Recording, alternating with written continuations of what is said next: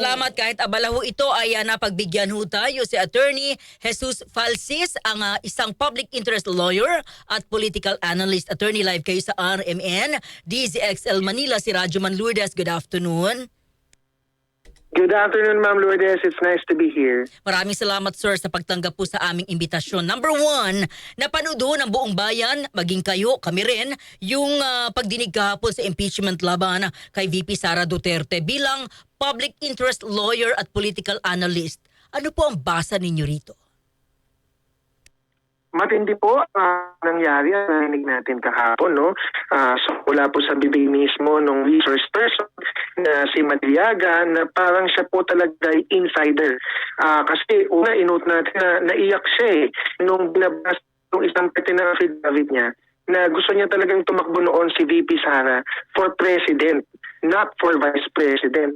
At naiyak siya dahil ngayon nag-testify siya, quote-unquote, baka ang dating sa iba, betraying VP Sara. So yun yung naiisip niya sa bigat ng loob niya na bakit ba humantong dito? No? Kasi nga, kwento niya, si Attorney Harry Roque, yung una niyang sinumbong kay Sara about land grabbing sa Bataan, about Pogo, may gusto siyang tulungang mga farmers, si Madriaga. Nung sinumbong kay VP Sara, hindi siya kinampihan. O ginawan pa siya ng kaso ni Attorney Harry Roque. Kaya kung antong dito, naiyak siya, kasi Duterte supporter yan, si Madriaga noon. Ngayon lang siya bumaliktad, napabaliktad kasi nga, siya yung binabaliktad ni Harry Roque at ni VP Sara. Hindi siya tinulungan, hindi siya pinanigan kahit na siya naman nung nasa tama kasi farmers yung gusto niyong tulungan sa Bataan. So, ang nangyari kahapon is a testimony from an insider na talagang Duterte supporter gustong magpresidente si Sara Madang alam tungkol sa tatay ni VP Sara mismo. Pero napilitan na magbunyag kasi nga ito naiipit siya not by the Marcos administration but by the forces of Duterte camp. Attorney, sa inyo pong basa at sa inyo pong napakinggan nakita kahapon, malakas yung mga pahayag nitong si Ramil. Opo, kasi ang isang talaga burning question, yung nag-aad na tanong sa ating mga utak noon paano magagastos ang 120 million?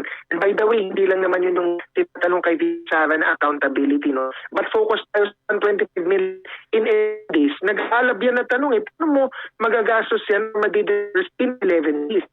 Sa Madriaga, alam niya kung paano, di 11 days. Kinorek niya, sabi niya, no, in less than 20 hours, isa sa Kabuyaw, Lagna, mo ba siya sa Morato, Quezon City, isa ombudsman, dalawang Okay, attorney, sandali po Attorney, tatawagan ka po namin. Napaganda po kasi ng mga sinasabi po ninyo para maunawaan po namin kasi ang pangit po ng signal ni Attorney Falsis. Jel, please, ang ganda ng mga sinasabi ni Attorney No, kailangan natin yung pagbasa at paggatasa ng isang lawyer sa mga naging pahayag kahapon ni Ginoong Madriaga. Sabi ni Attorney, malakas kasi insider siya. Siya talaga ay konektado sa mga Duterte. At ang tingin ni Attorney na naiwan siya 'Di ba? Naiwan siya sa ere. Talagang DDS siya. Talagang supporter siya ng amang Duterte at ni VP Sara. Pero nung siya parang nung siya ay tapos ng napakinabangan at meron siyang inaapila, no, natulungan nga yung mga farmers, dito na pumasok yung pangalang Attorney Harry Roque, mukhang iniwan siya. So talagang nasaktan siya. Yung nakita ni Attorney Jesus doon, yung dahilan ng kanyang pag-iyak, no? Kasi sabi nung ibang kritiko ay eto na, lumalabas na nga, 'di ba? Sabi nung kampo nung kabila, sinungaling. Alam niyo, yung mga pahayag niyang kahapon talagang basag na basag, sinungaling na namin, nakita na namin, alam na namin kung paano ho. Okay, kasama na natin. Okay na. Okay. Attorney Jesus Falsis, Attorney again, doon ho tayo kasi ang ganda ho ng mga sinabi niyo Sa tingin ho ninyo talaga ang lakas na mga pahayag ni Ramil kahapon. Yes, Ma'am Lourdes, tingnan natin kung okay itong signal natin. Yes. Ang importante po talaga sa testimonya ni Madriaga. Among other things, madami po talaga siyang sinabi. Pero focus muna tayo kasi 2 taon na o 3 taon na nag-aalab yung tanong, paano nagagamit or madidisburse ang 125 million in just 11 days. Dati nga, parang 18 or 21 days yung dinibate sa Kamara. Tapos na-report, 11 days lang daw, liquidated na. Tapos iba-ibang lugar sa Pilipinas, parang kaduda-duda. So ngayon, sinabi ni Madriaga, hindi. Nagastos yung 125 million in less than 24 hours kasi nung in-encash yan, binigay ni SDO, Special Disbursing Officer, Gina Acosta, doon sa isang colonel na pinagkakatiwalaan ni VP Sara at binigay kay Madriaga para i-distribute sa 3 lugar. Isang duffel bag sa Cabuyao, Laguna, isang duffel bag sa Nomo Basio sa Tomas Morato, at 2 duffel bag sa Ombudsman parking lot, no? So, ano yan, with 30 to 35 million pesos per duffel bag ang laman. That will total the 125 million. So, kinorek tayo ni Madriaga. Sabi niya, hindi 11 days na disburse or nagastos yan. In just 1 day, actually 18 hours lang daw, na-drive na niya yan to Laguna at na-distribute sa Quezon City yung 125 million. And ito po kasi, bakit ba importante ito, no? Kasi nga, yung issue po ng confidential funds, ang sinasabi lagi ni VP Sara at ng mga defenders niya, na legitimate daw yung paggastos niya kahit na merong mga Mary Grace Piatos, Niggy Mango o mga ibang recipients ng confidential funds na kaduda-duda yung mga pseudonym. Ang pseudonym, okay lang po yan sa confidential funds. Tama lang naman na may pseudonym. But if your pseudonym is like a food or mga food chips, ganun, red flag yan, kaduda-duda. So, ang dating sa atin, along with the NBI, so narinig na natin kahapon, yung search ng NBI, na ang mga pirma at mga recipient daw ng confidential funds doon sa acknowledgement receipts na pinakita ng OVP para patunayan na lehitimo yung kanilang paggamit at pag-disburse, forgery daw kasi isang tao, mga multiple acknowledgement receipts, iba-ibang tao, pero isang tao lang daw yung pumipirma based on the conclusion and the expertise of the handwriting expert of the NBI. So mapagtatagpitag natin yan na yan yung modus operandi. Simula pa yan nung Davao days. Davao City Mayor pa lang si Mayor Sara, uso na noon ang ghost employees. Uso na noon ang mga ghost recipients. Alam din natin yung sa pork barrel. Pero sa pork barrel kasi sa Congress, di ba? Pag executive ka kasi like mayor, or in this case, vice president, confidential funds, usually, ang corruption, and even if you ask Mayor Vico, uso sa local level and sa executive, yung mga acknowledgement receipts na bogus ang mga recipients. So, yung kay Ramil Madriaga, yung 125 million, so ang justification ng OVP, may mga recipients, pero napatunayan na bogus or forgery. So, ang tanong kanino napunta? Sinagot ni Madriaga, siya ang missing link. Kasi sinasabi ng kampo ni VP Sara, ng abogado niya, siya ang weakest link. Una, ang weakest link is still a link. Di ba? Kahit siya ang pinakamahinang link, nalilink pa din niya yung chain of corruption. But he is not the weakest link. He is the missing link. Kasi hindi natin alam itong kwento dati, paano nga ba, saan ba napunta yung 125 million kung hindi kay Mary Grace Piatos, kung hindi sa totoong confidential informant, kung peke yung pinagbigyan at peke yung pumirma ng mga receipts to prove or liquidate the confidential funds, kanino napunta? Sinagot ni Madriaga, saan napunta?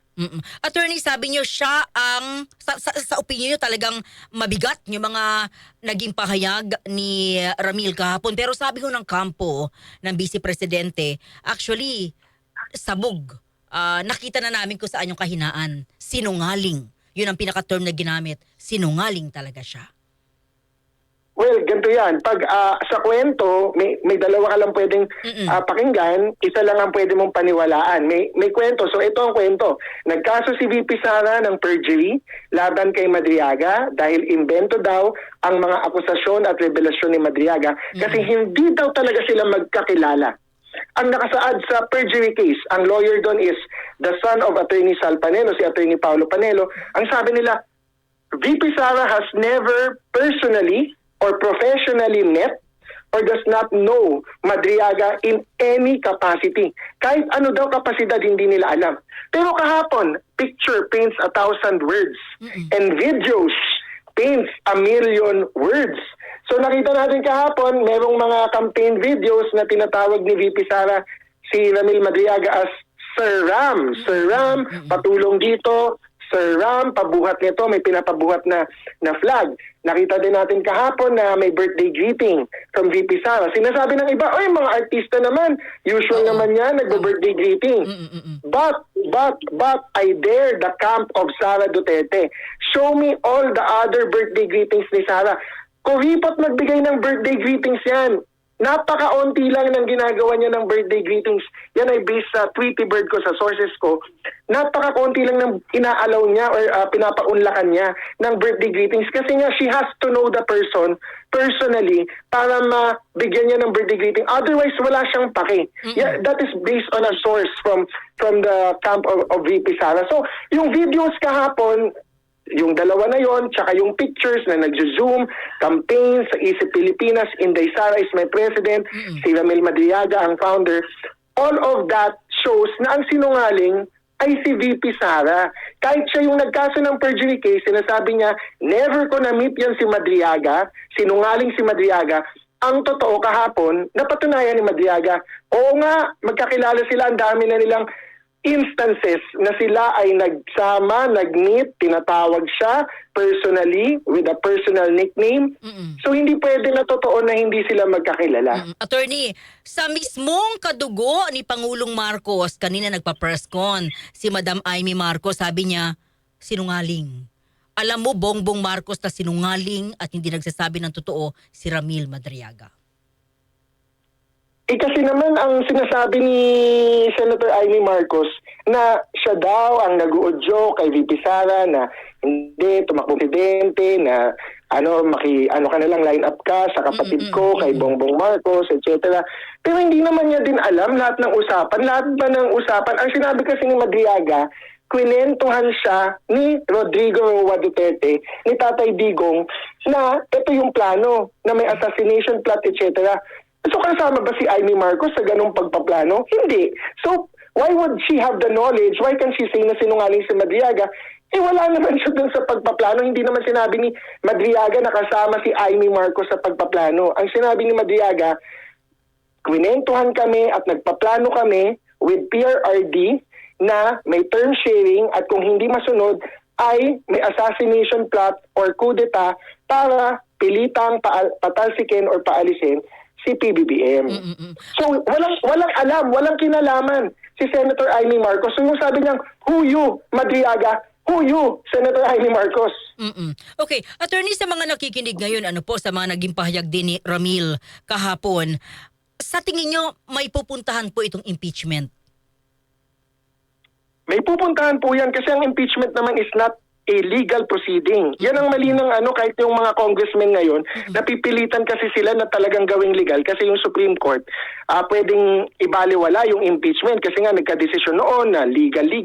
Pero ano yan, kabaliktaran yan ng nakasanayan sa ibang bansa at sa ating bansa sa kasaysayan natin. Ang impeachment is a sui generis proceeding, hindi siya purely legal. So it's a political proceeding. As a political proceeding, kung ano man ang naririnig at lumalabas sa impeachment proceedings, yan ay gagamitin ng taong bayan. Hindi yung congressman muna, hindi yung senador muna. Kung ano man ang gawin nila, mag-impeach sila, mag-convict, hindi yan ang tunay na kahinatnan ng impeachment. Ang tunay na purpose at kahinatnan ng impeachment ay kung ano yung magiging take away ng mga tao, ng mga botante dito sa mga opisyal na kailangan i-hold accountable dahil yun ang sinasabi ng konstitusyon. At sa boto nila, sa 2028 or sa hinaharap pa sa iba pang sitwasyon, local, senatorial, vice presidential or presidential, dadalhin nila yung mga narinig nila kahapon dahil yan ay karapatan natin na makita at ito yung yan ang ating pagboto. So, Attorney? So, may kahinatnan yan. But the more she does, yes. Okay, go ahead, attorney, nawawala po kasi kayo.